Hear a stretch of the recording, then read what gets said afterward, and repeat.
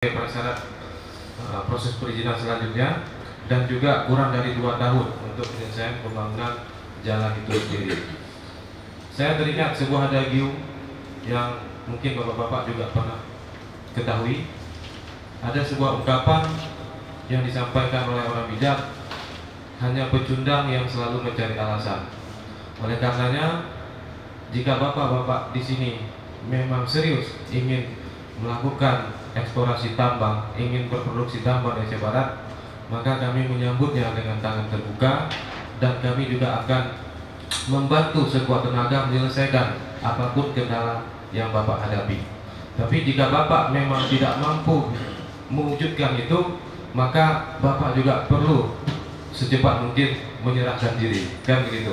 Jangan berlarut-larut seperti ungkapan tadi, orang masuk tidak bisa, yang sudah ada tidak melakukan apa-apa. Mungkin itu, mohon maaf atas kelebihan dan kekurangan kami.